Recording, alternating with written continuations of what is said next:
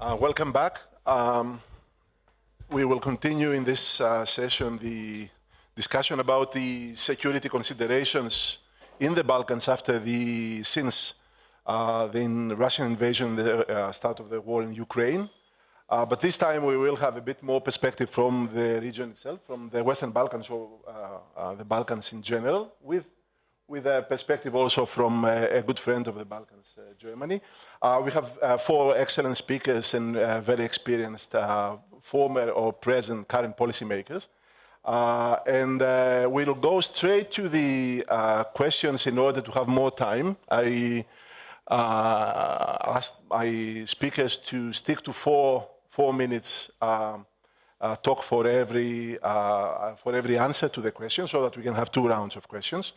And I promised the organizers to ask difficult questions and be a bit provocative. So you will not mind my provocations in this panel. I hope we'll make it more interesting than other panels today. So let me start with, you all have the bios of our speakers in your folder. We'll start with Minister Petrovska from North Macedonia. Well, we are all aware that North Macedonia, after the signing of the Prespa Agreement, has become the latest member of NATO. But of course, it has had several problems or obstacles in its EU accession process.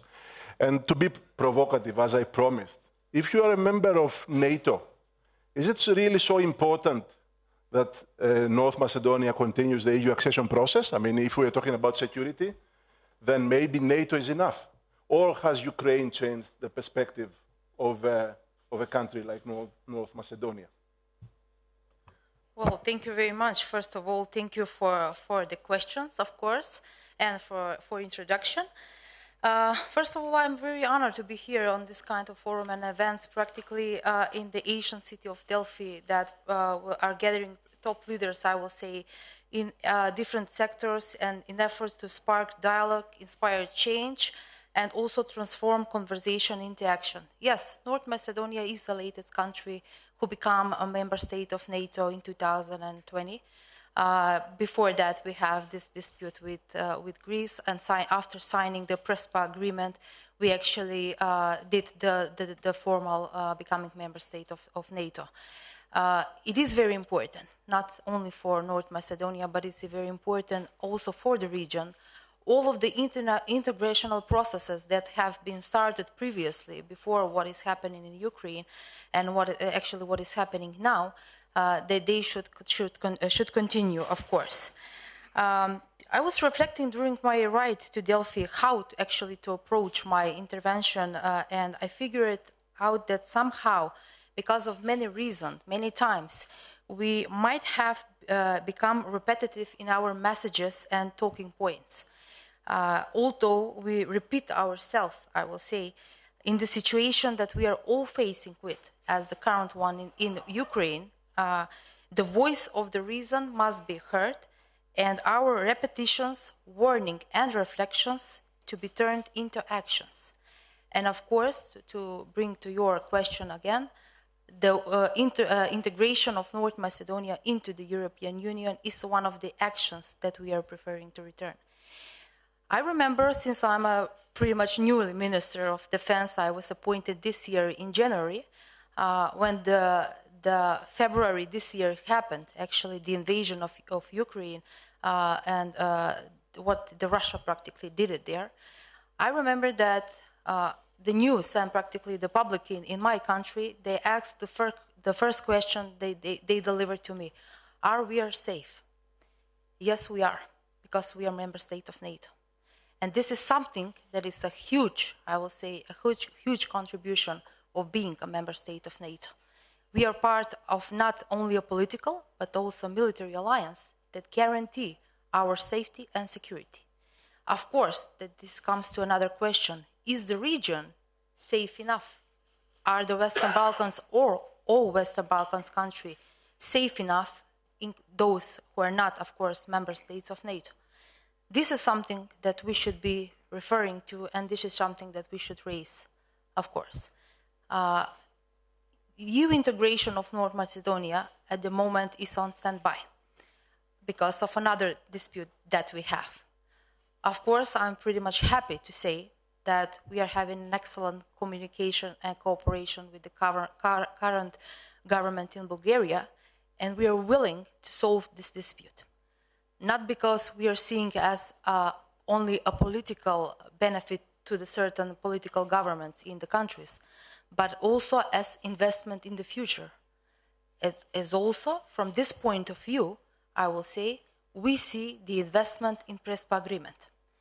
If we didn't sign the Prespa agreement in 2018, if we didn't have the vision for a safer region, today we will be not that comfortable with what is happening in Ukraine. And of course, does the Russia still has its own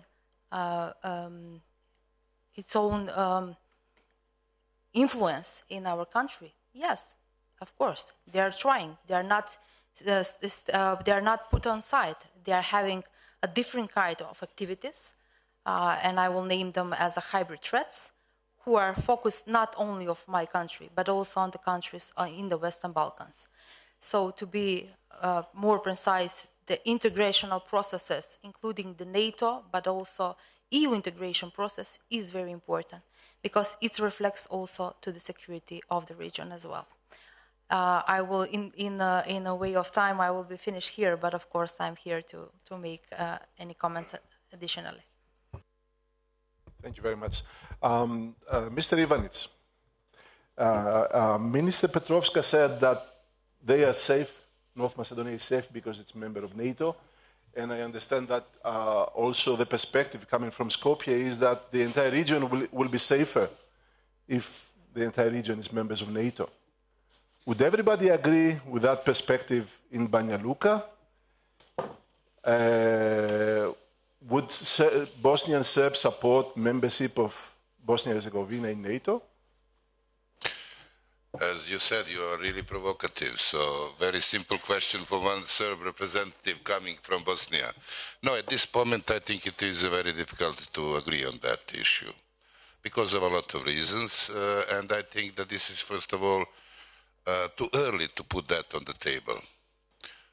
Because of a lot of reasons. Politically, Bosnia is not stable enough to be the member of the European Union, of the NATO also. Why? Honestly, it's not because of the complicated system. Our system is not so complicated, like more complicated than, I don't know, Belgium or Swiss. It's simple, it's almost there.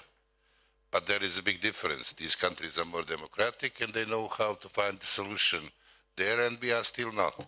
Another reason why we are not still ready for that is the fact that none of the local players accepted Dayton Agreement like a really, honestly, because all three players have a different goals. Bosniaks, who are in the numbers majority in Bosnia and Herzegovina, they would like to see Bosnia without the entities, one president, one government, and that looks very logical from their point of view. Serbs, on the other hand, would like, if it's possible, to see independent RS, majority of the Serbs, not all of them. Croats would like to have a third entity within the Bosnia. And the only solution, if you have that, is what we have, some solution which is in between, but it has to be accepted by the local players. It is not. So the country which didn't accept by this solution, how can that country be ready for the NATO? Second, we still have to make a huge investments in our military. And by the way, military is the only reform which was accepted by all three sides, which was very sensitive, and it's not so big issue anymore like it was immediately after the war. So my conclusion, generally, it is too idealistic to expect full agreement, especially about the recent history, the fact that, let's say, NATO bombarded Serbia and also Republika Srpska in the war. But this is not so significant. There was some even more positive outcome for the NATO before. It's basically lack of the trust within the country and then perception that the NATO or even Europe can be misused by some of the local players for their goal, for their political goals. Thank you, Mr. I hope it was enough short. Perfect. Very short. We'll have a third round if we continue like this. Mr. Stoyanov, let me turn to, Bulgaria, but also not only Bulgaria, other EU member states. By that I mean Greece. If you compare the statements, reactions to the stance of our governments, that the Russian embassy is given in Berlin, in Sofia and in Athens, you'll see a big difference. In Berlin, they're very diplomatic. In Sofia and Athens and a couple of other capitals, they are very, very, very provocative, even more provocative than I am here today. And as if we are not members of NATO and EU, as if we were expected, or they have expected us to be neutral on this, in this conflict. Is there a problem of pro-Russian sentiment in certain EU member states, including Bulgaria, maybe Greece, certainly Hungary and others? Is this really a problem? Is this something that we should do something about? So allow me first of all to thank the organizers of this very prestigious forum. Everything is excellent, so many participants, so many speakers, interesting persons. But regarding your question, look, we don't have any problems with that. They are pro-Russian sentiments in Bulgaria, and this is not from now, because culturally, historically, Bulgaria is relatively close to Russia. For example, closer than Poles, closer than Czechs. But at the same time, Bulgarian, the ordinary people in Bulgaria are absolutely clear about that. Bulgaria is a loyal member of NATO and the European Union. This is for sure, no doubt about that. And because of that, not only Bulgarian government, but also Bulgarian general public firmly support Ukraine in its struggle to protect their own independence, to protect their sovereignty. This is for sure. But let me say some words about the Western Balkans and the future of the Western Balkan countries. I would like to be clear from the very beginning. After the war in Ukraine, the Euro-Atlantic integration of the Western Balkan countries must be firmly placed on the European Union's agenda, because this would be the strongest guarantee for the security in the region, which from European perspective includes not only military guarantees, but also strong economy, high standard of living, a rule of law-based system, low levels of corruption, things like that. Moreover, it is not just the security of the Western Balkans that depends on their Euro-Atlantic integration. But, it is very important to be understood, but the security of our continent also depends on having these Western Balkan countries inside the European Union. Which means that if so far the process of the Western Balkans EU accession was taking a routine, I can say bureaucratic pathway, the war in Ukraine should completely change this approach. The Russian Federation has not just attacked a sovereign state.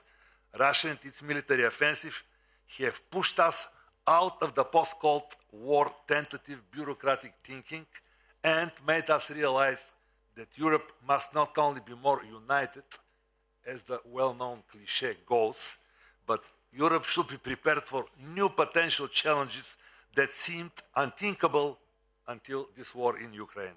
So, of course, some Western Balkan countries are already NATO members, like Macedonia, like Albania, like Montenegro. And the question is, what additional or new advantages will EU membership bring to the Western Balkans countries in the field of security? But you kindly asked me to be very short. So, promise is a promise.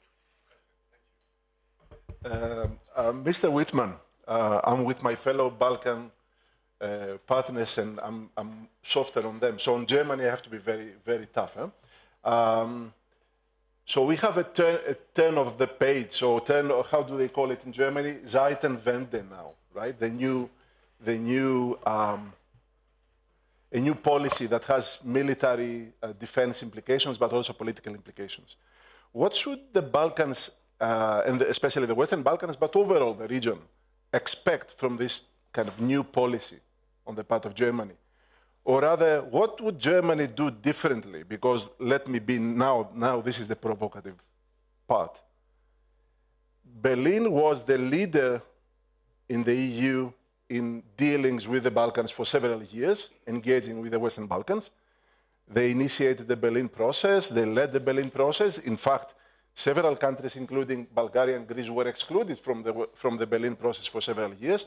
And during that period of the Berlin process, we saw Chinese and Russian influence skyrocket in the region. So something went wrong there. During the German presidency of the EU, we saw the return of the dispute between Skopje and Sofia, and German diplomacy failed to do anything about it.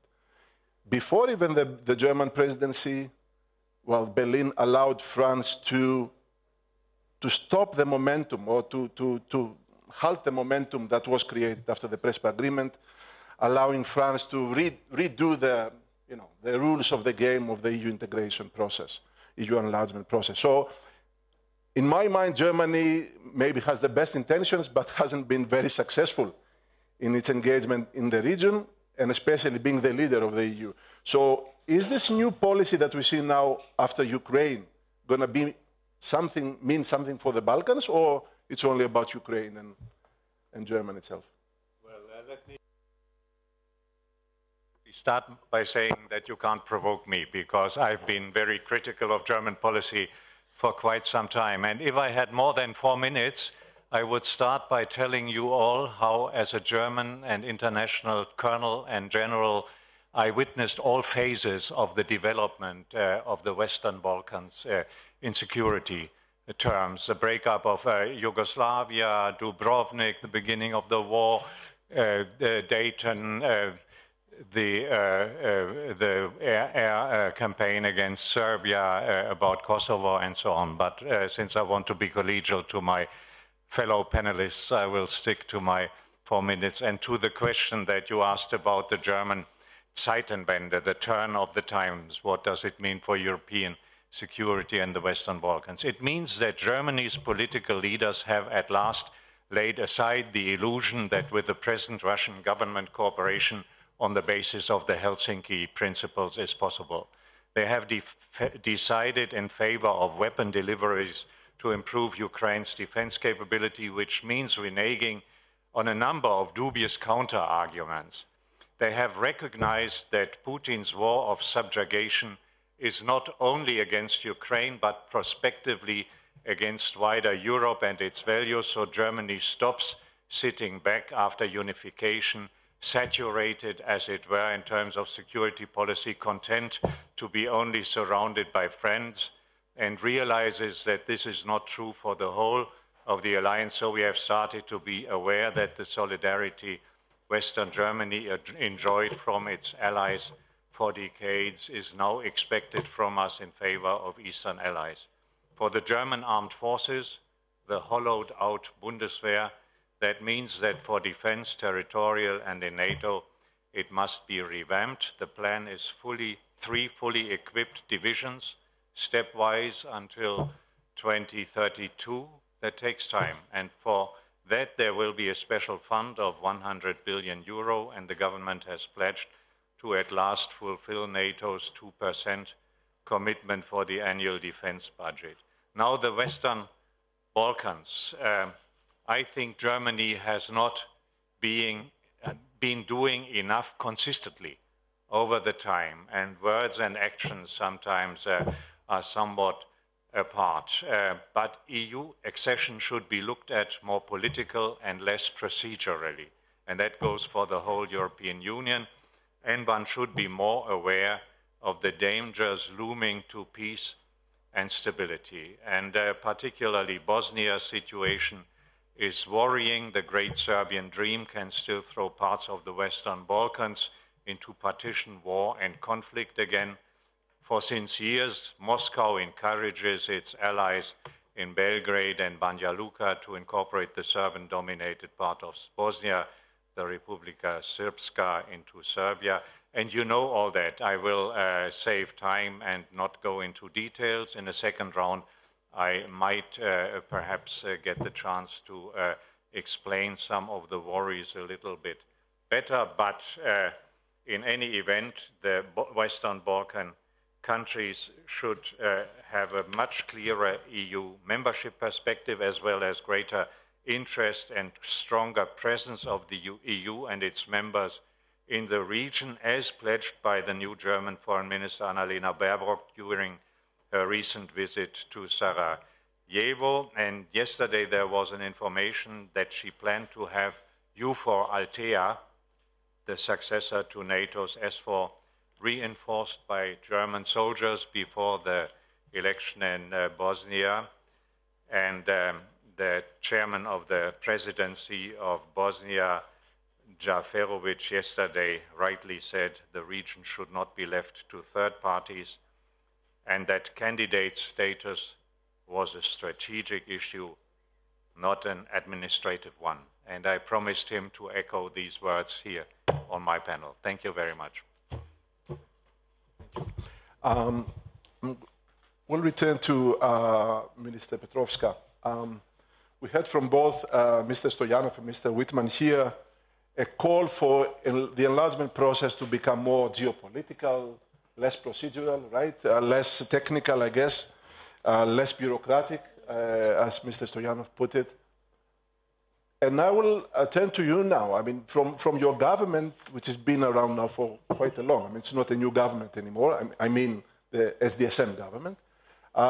We always hear that you are ready, as long as you can start the accession negotiations, you are ready to push forward with the reforms. But in the meantime, between SDSM came back to power and your new government, which was came in office in January, if I'm not mistaken, we have seen quite a bit of the reforms in the country actually starting to crack a bit or roll back. So while waiting, and because of all the problems with first with the French methodology, then with Bulgaria, we saw that North Macedonia, maybe the reform impetus, the reform drive is not so vibrant anymore. Is there a problem with North Macedonia actually doing the reforms which are necessary? Because we keep saying North Macedonia should start accession negotiations, but is North Macedonia really ready to follow the path of EU integration? Or you will want maybe the geopolitical enlargement to make the criteria a bit less strict? Well, I think that the best answer for this gave the European Council last year or the year before that, when they practically stated that North Macedonia is fully prepared to start the negotiations, which means that North Macedonia is not prepared for becoming a member state of EU. It will come after we finish the negotiations, but yes, we are ready to start the negotiations. And bearing in mind what is practically the aim of negotiation, it means that why we are practically emphasizing the importance of starting of negotiations is it is because it will give additional pressure, positive one, of course, to the administration and to the institutions in our country. I will make just one broader comment on the EU integration, of course, because I really wanted to point out, to stress out why it is very important to North Macedonia, but as well to the region. You know, everything in the Balkan is connected as a communicating vessels, I will say. One particular bilateral dispute often has regional implications. Any failure in sustaining the Western Balkans' European trajectory could have dramatic consequences for the countries of the region, but as well for the EU, including this in terms of security and migration. And this will something that I will stress out, that in these cases like this, the European enlargement policy definitively is becoming a security policy. I will also mention one of the maybe threats, I will say. When you have on a same position or in the same phase of the integration, in this case as North Macedonia is on the EU integration process, then it's pretty much normal to have doubts and to ask questions, not as a government, of course. We are fully pledged and we are ready and we are always taking the side for our integration. But the people in the country are starting to asking, what is happening? Why we are not starting negotiations?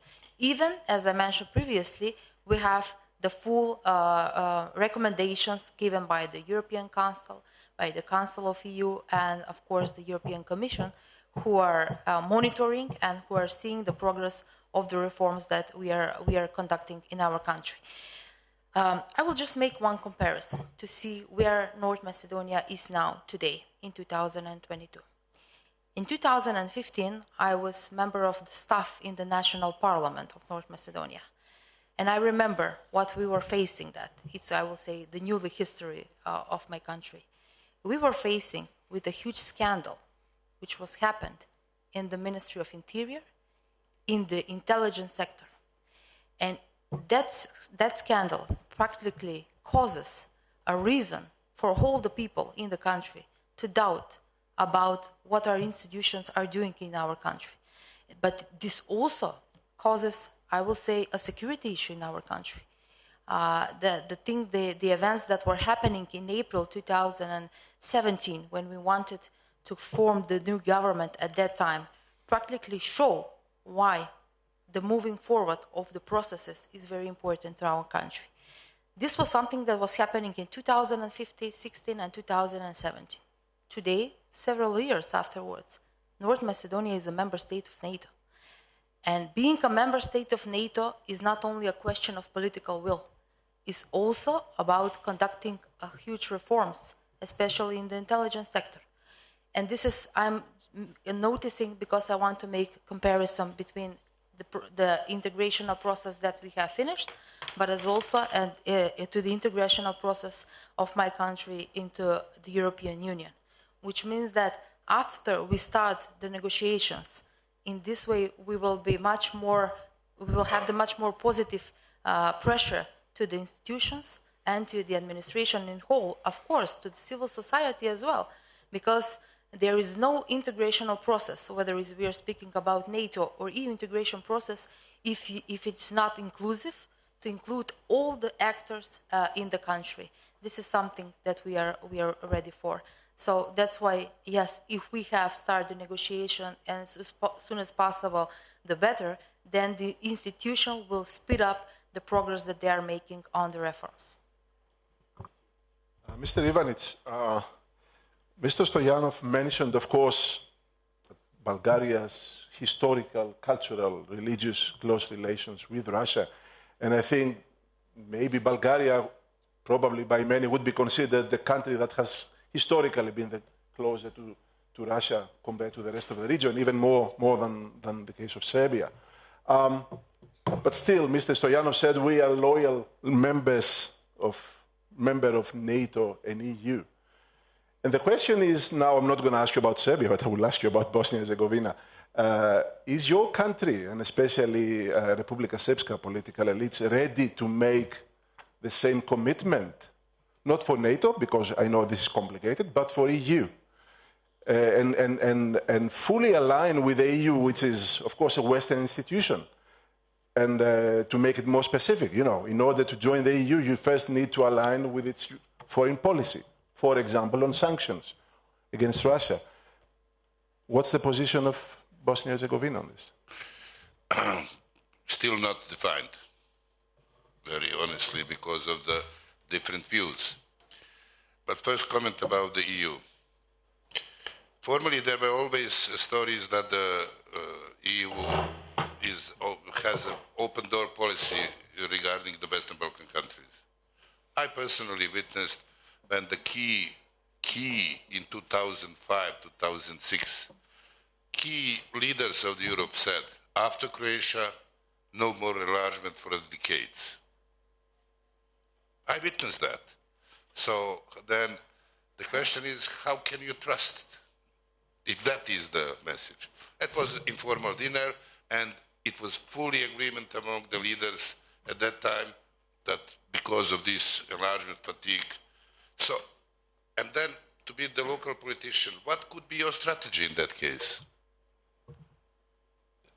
And I really wanted to have Bosnia and Herzegovina within the EU because I really believe that immediately our internal differences will be less relevant. And I really believe that we will be very good member countries on that. Another disappointment was after this historical agreement between the Greece and the North Macedonia. North Macedonia couldn't have the date of the beginning of negotiations, the date, which could be in 3 years. And it was very painful for the people, especially politicians. So this lack of the trust that there is real commitment of the European Union here. And honestly speaking, if there is a part of the good achievement after the Ukraine, this is the fact that I finally hope, after all my experience being politician in Bosnia for almost 30 years, that really EU will be this time very serious. I expect that there will be a much more bigger influence of the West in the Western Balkan, and that there will be no balanced approach like it was last few 10 years, because I don't expect that Russia will continue to have so big influence in long term.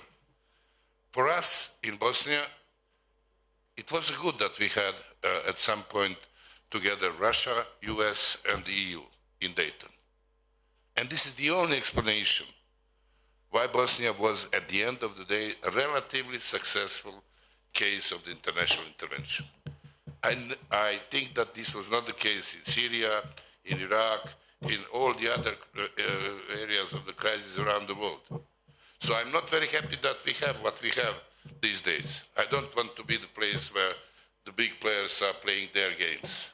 It's very painful. But taking into account the reality of what we have now, I really expect that the West will be much more presented in the West, and I hope that finally the EU will be much more serious with that, and I hope that we will not have problems because some internal problems in EU, like Visegrad Group countries, some very specific development in Hungary and all these things, which was not very favorable for us. And we were not responsible for these developments.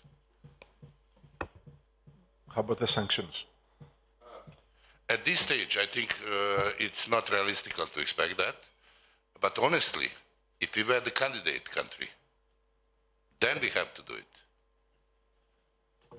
And I am quite sure that we will do it if we are the candidate country. But you know, having in mind you have to do that, then for instance Sarajevo, who is in favor of that, they cannot find a replacement for the gas. And all Sarajevo, federal Sarajevo where the Muslims are majority, depends on heating, depends on that. But I'm quite sure if we were the candidates, we will implement that. I know the mentality of our people. We will accept the rules which are developed from the third side, not among us. Mr. Stoyanov, in the optimistic scenario that I'm sure Mr. Ivanic hopes for, Bosnia and Herzegovina becomes candidate state. Of course, North Macedonia starts accession negotiations. Serbia continues, and then before membership happens, Croatia will put certain conditions on Bosnia, also on Serbia. So there is all sorts of conditions that can be put by member states, because let's face it, it's an unequal relationship. And I come from Greece, and we have done using EU integration to resolve in a favorable way our disputes with neighbors, a cornerstone of our policy. We know that. But because you said that the EU must put the Western Balkans firmly in its agenda, how do you balance that we need to be geopolitical in the Western Balkans before it's too late, if maybe it's already too late, but never mind, and balancing all this huge influence that member states have over the process? And of course, I have in mind Bulgaria here, but you can talk more generally if you prefer. Allow me to say, first of all, something which I think it is very important, my friend President Ivanic mentioned, the open door policy of the European Union towards the Western Balkans. And frankly speaking, I don't like to see that the open door policy of the European Union is like the open door policy of NATO towards Ukraine. I'm sorry to say that it is very sensitive to discuss that issue. But because of that, we have to push firmly that the Western Balkans country should join the European Union for sure. And they have to have the perspective, this European perspective, just now. Because we don't know what is Mr. Putin thinking for his next step after the war in Ukraine. So, according to your question, our relations with Macedonia.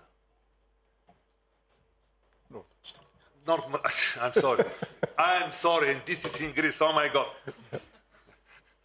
We are very tolerant. I shouldn't do that. I know we are very sensitive on that. Okay, but we have a lot in common. Everybody knows that, and because of that, we have some problems now. But I'm absolutely sure everybody in Bulgaria supports the idea North Macedonia to join the European Union, economically, culturally, because of the common infrastructure. This is for sure. And I'm sure that we're going to find a common solution. By the way, the Bulgarian Prime Minister just now arrived in Athens in order to discuss with your Prime Minister a lot of things, including sanctions, but also including our relations with North Macedonia. So I don't think that Bulgaria will stop North Macedonia towards the European Union.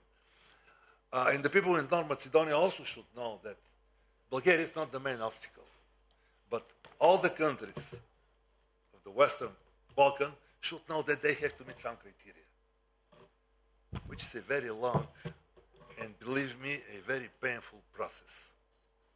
And they have to be prepared for that.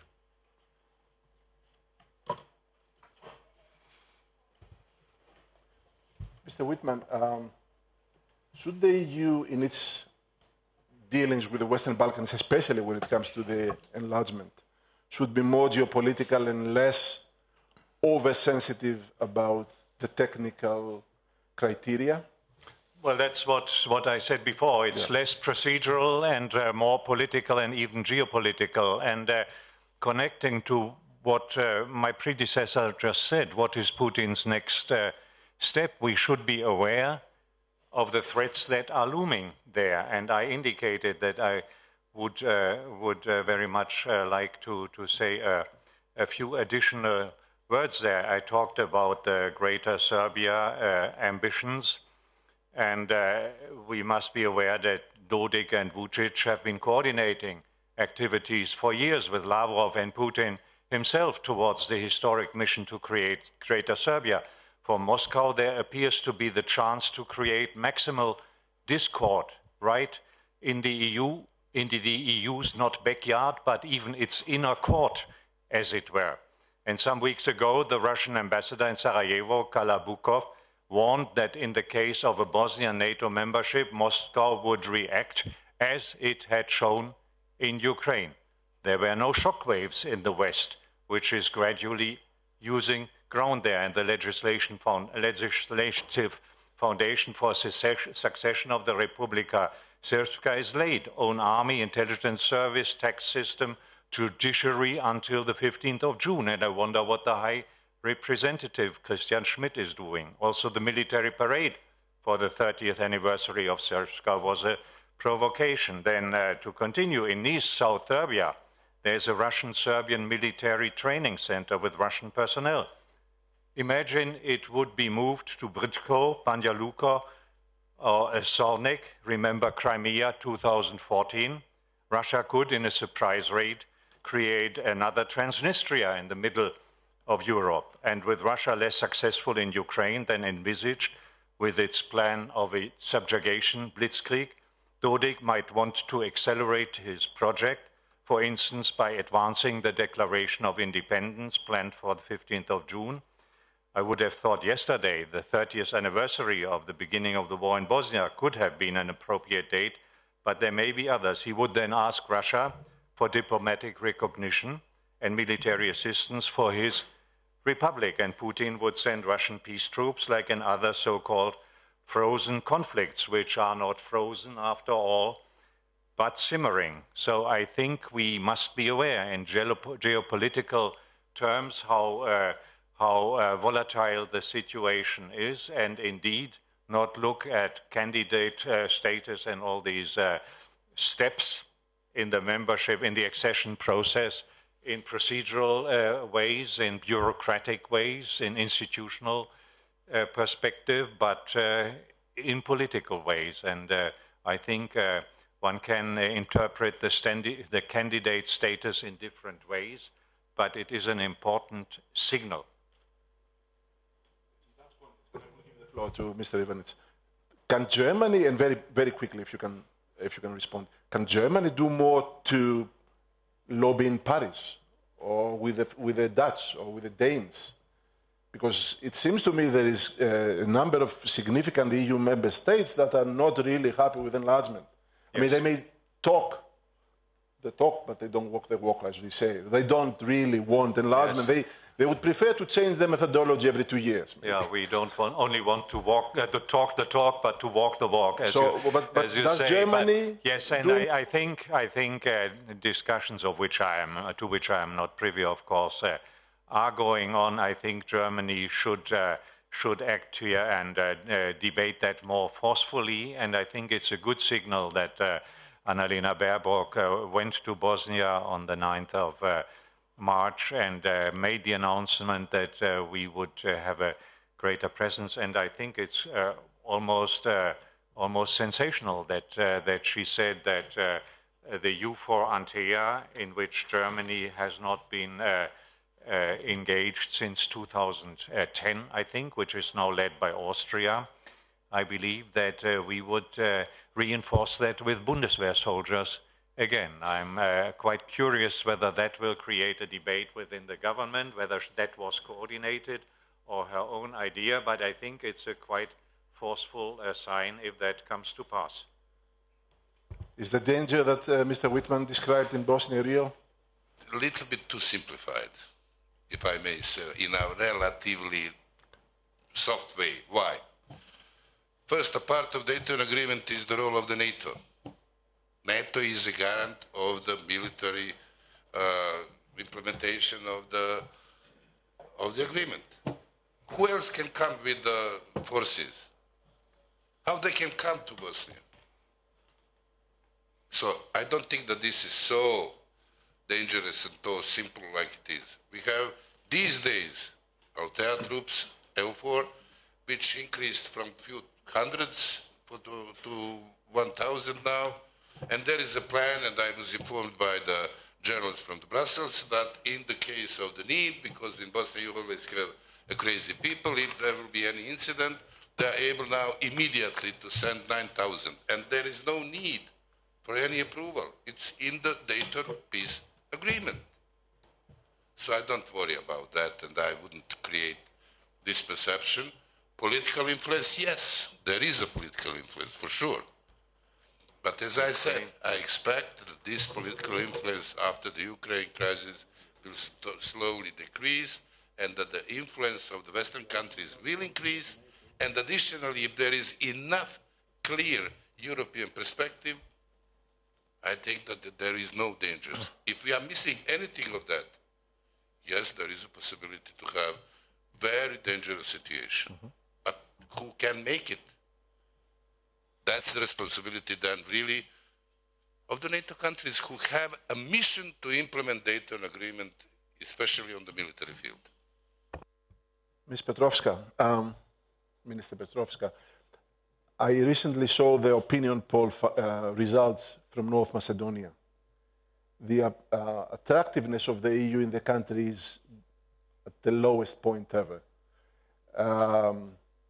And this is understandable because of all the waiting that the country has had to start the process and the blockades, the French and the Bulgarians and the Greeks before that. But still, if you want to be a member of a club, you have to like the club, right? You have to want to be a member of a club. I'm reminding you several decades before, even the Brits were blocked by the French from joining the European Union. Well, not European Union back then, when they still wanted to be a member of the club. So is really the population of North Macedonia really into joining the European Union, regardless of the problems, of the obstacles and the disputes and everything? Because, yeah, okay, you have problems with neighbors, but that doesn't mean that you shouldn't like the club anymore. Do you like enough the club to do all the reforms and everything necessary?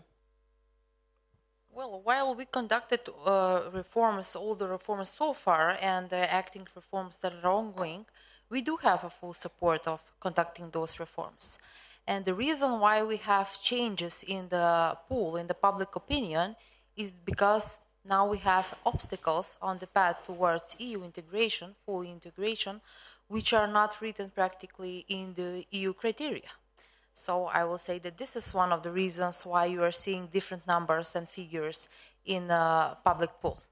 But this is something that, as a government, of course, we are pretty much, I will say, it's very obvious that we are not just complaining about this. We are finding a way how to solve it. I will say that something that we have to do is that we must, first of all, give a clear, a tangible European and Euro-Atlantic perspective to the Western Balkan countries, of course, including North Macedonia.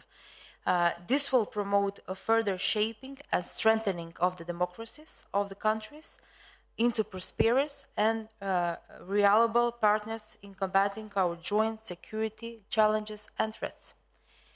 We hope that in the current strategic environment, the EU will be able to take a step forward and act more proactively.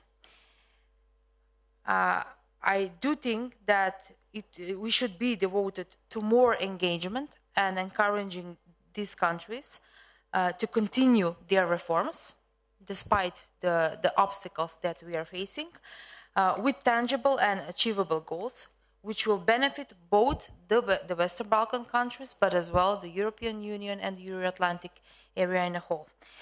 Clear messages are needed, but not only messages, and action as well, that practically will show that the reforms that we are all stressing about is not about only a political message, but that we are practically dealing with respect of the human rights, which is very important, the functioning of democratic institutions, and commitment to a comprehensive catalog, I will say, of human rights and democratic norms. Yes, we strongly support the NATO, NATO keeps the open door policy alive, but as well as EU to provide tangible evidence of its commitments to the integration of the region and to keep its promises. I will finish because I see the clock is ticking. I will finish with one sentence, actually with a threefold message. A message of unity, determination, and a call of solidarity. This is something that the world needs right now.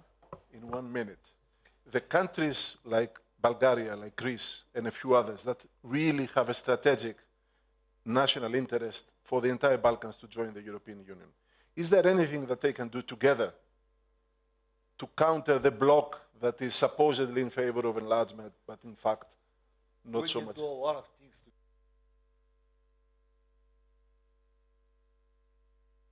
But allow me to say something optimistic in the face of this terrible war. Mr. Putin, with this war, helped us, paradoxically, in different ways. He managed to unite the European Union as never before. Secondly, he managed to unite the Ukrainian nations as never before. Mr. Putin succeeded in something in which 2 American presidents failed. He stopped, maybe, Nord Stream 2, possibly forever. You don't believe in that? Okay. Okay. And he also helped NATO member states to increase their defense spendings to 2%. In this way, we shouldn't forget that Mr. Trump failed on that. So I hope that this policy of Mr. Putin, devastating, awful, terrible, will help Western Balkan countries to join the European Union. Put our faith in Putin's mistakes. No. Okay, thank you very much. I think that was very interesting and good food for thought. And thanks very much for the audience. Thank you.